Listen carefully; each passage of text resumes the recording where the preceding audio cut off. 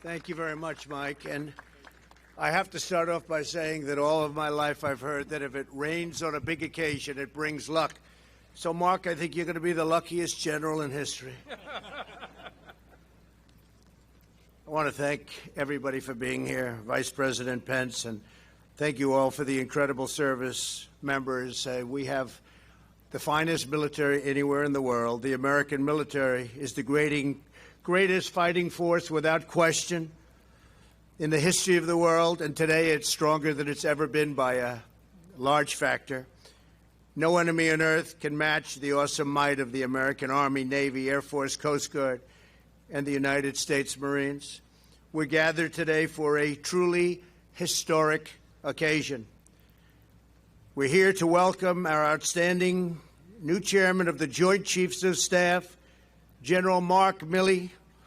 Mark, I want to congratulate you. You're my friend, you're my advisor, and you deserve this position. I never had a doubt.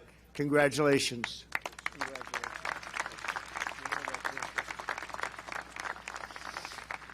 I also want to express our profound gratitude to Mark's wife, Holly Ann, and his children, Mary and Peter, for their selfless devotion to our country. The strength of our military is truly found in the love and support of our military families. So important. Those families are so important.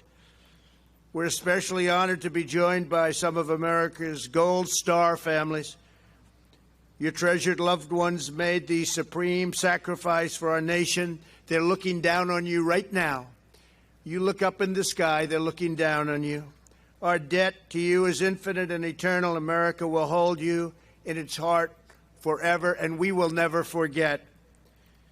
We're also grateful to the many veterans here today.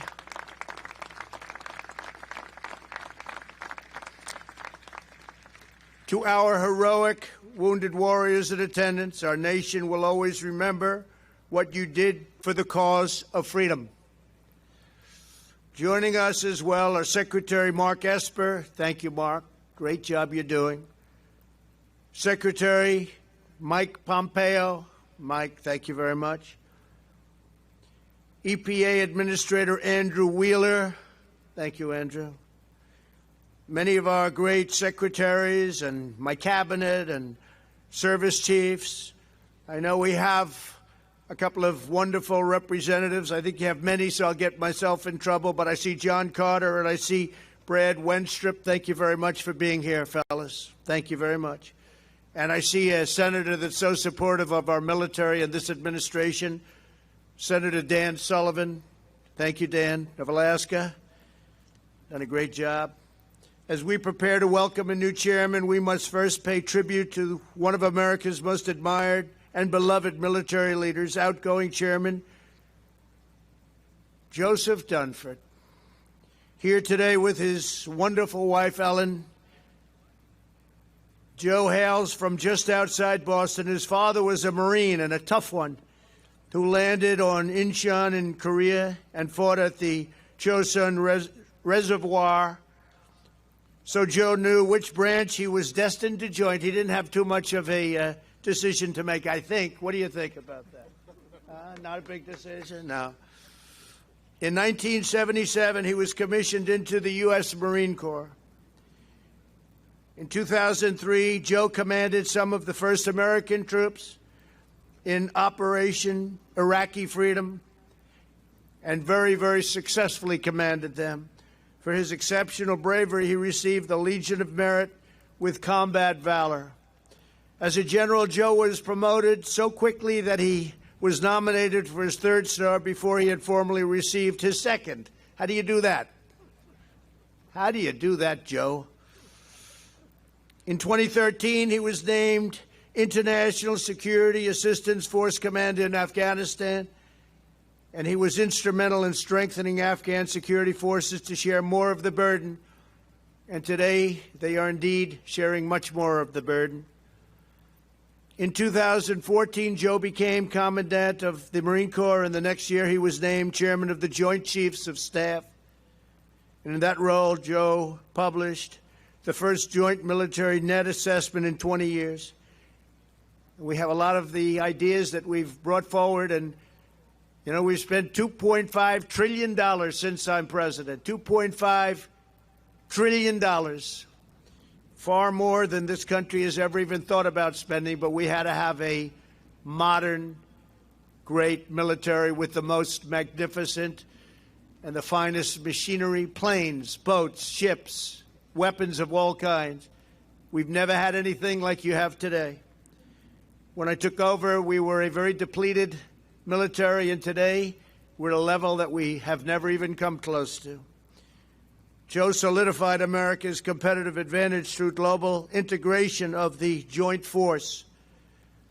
He also provided critical leadership during the complete rebuilding of our military.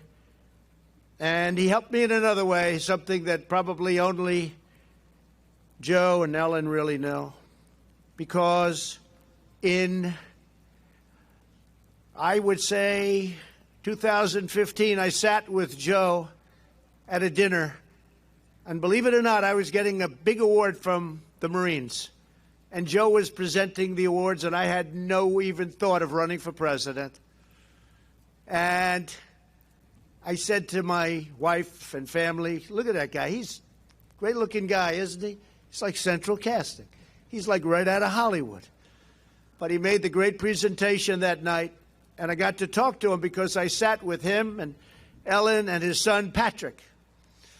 And I was asking Joe lots of questions about the military. He said, you really enjoy this, don't you? I said, well, I just love our country. It's very important to me. I love our country. And I said, I don't know. What do you think? Should I give it a shot? This was before it was public. He was one of the first people I asked. I said, what do you think? You think I'd have a shot? If I get it, we're going to rebuild that military. It's going to be stronger than ever before.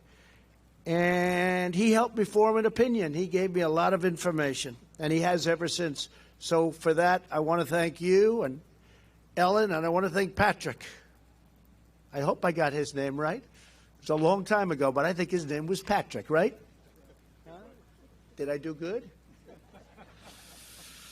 But General Dunford also provided vital strategic direction to the campaign against ISIS in Iraq and Syria.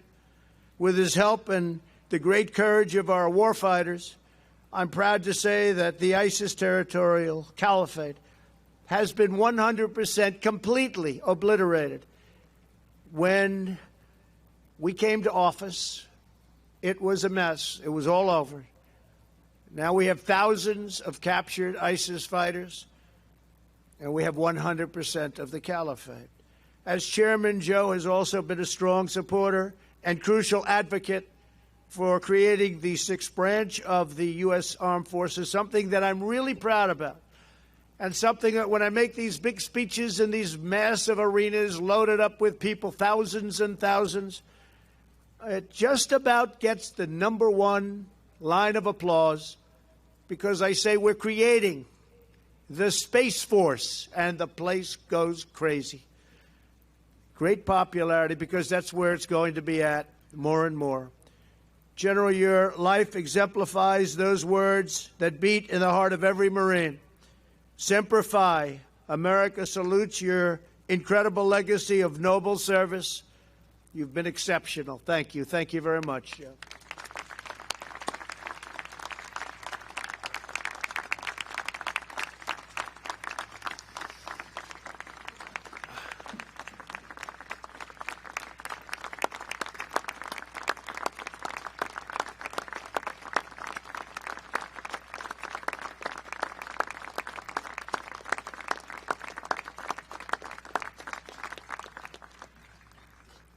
I think they like you, Joe.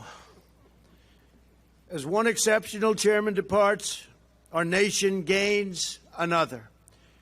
Today, Mark Milley takes General Dunford's place as the highest-ranking member of the most skilled, determined, and powerful military ever assembled in human history. Mark has been preparing for his duty his entire life. Like Joe, he grew up in a family of patriots just outside of Boston. His dad was a Navy corpsman and tough as can be, they say. Was he that tough? No games? He didn't play games? He says, no games. But his dad was a strong Navy corpsman, serving with the 4th Marine Division in World War II, a veteran of the assault landings in the Marshall Islands campaign, the Mariana campaign, and in 2 Iwo Jima hits. During the war, Mark's mother also served at a Navy hospital in Seattle, treating wounded men from the Pacific. Inspired by their example, Mark chose the path of duty and the life of service. He could have done whatever he wanted. He was exceptional in every way. In 1980, he was commissioned into the Army and quickly joined the ranks of its finest soldiers. He graduated from the Army Ranger School and became a master parachutist and a Green Beret. In a long Army career, Mark deployed to Panama, Colombia, Korea, Somalia, Egypt, Haiti, Bosnia, Iraq, and Afghanistan, often seeing very, very close up the combat. He has not just served, but shown immense valor on nearly every continent. He is the recipient of the Distinguished Service Medal, 4 Bronze Stars, and the Legion of Merit, along with 2 awards of the Combat Infantry Badge. With degrees from Princeton, Columbia. Wow, I didn't know you were such a great academic. Wow, let me give you a little more. I'm impressed with that. That's very good. And the Naval War College, but I like you anyway. Mark is living proof that the American warfighter is the toughest, smartest, and bravest, best and brightest by far anywhere in the world. Following 4 deployments to Iraq and Afghanistan, he became the 39th Chief of Staff of the Army in 2015. Over the last several years, he has worked tirelessly to rebuild a depleted force into a fully manned, fully trained, and fully equipped Army prepared to achieve complete victory in the conflicts of tomorrow. And when we were determining where we were going to spend all of these billions of dollars that, like you've never seen, we haven't seen it in decades, I went with Mark, I sat with Mark, and I hope we spent it wisely, and I know we spent it wisely. $2.5 trillion. He built the Army Futures Command, and he created Security Force Assistant Brigades to reduce the need for large deployments. When Mark took over, only 2 brigade combat teams were at the highest levels of readiness. Today, that number stands at 28, an extraordinary turnaround and achievement. And I congratulate everybody here today.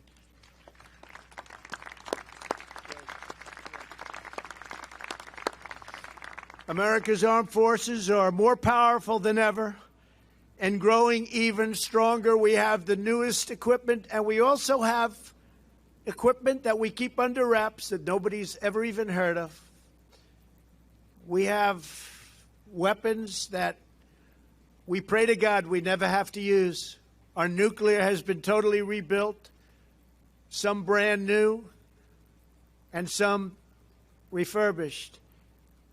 But we hope to God we never have to use any of our weapons, any of our weapons. In his new role as chairman of the Joint Chiefs of Staff, General Milley will serve as my top military advisor. I have absolute confidence that he will fulfill his duty with the same brilliance and fortitude he has shown throughout his long and very distinguished career. From the great General Omar Bradley to the famed Joe Dunford, our nation has been blessed by the advice, counsel, and wisdom of 19 chairmen of the Joint Chiefs of Staff. Today we pass the baton to the 20th. Together we vow to continue the righteous mission that has united every chairman and every patriot ever to wear the uniform and to defend our great American flag. We will keep America safe. We will keep America strong. And we will keep America proud so that our children and their children will forever and always be free. Thank you again, General Dunford, for the incredible job you've done. And to General Mark Milley, good luck, Godspeed, God bless you, God bless our military, and God bless America. Thank you all for being here. Thank you very much. It's a great honor. Thank you. Thank you.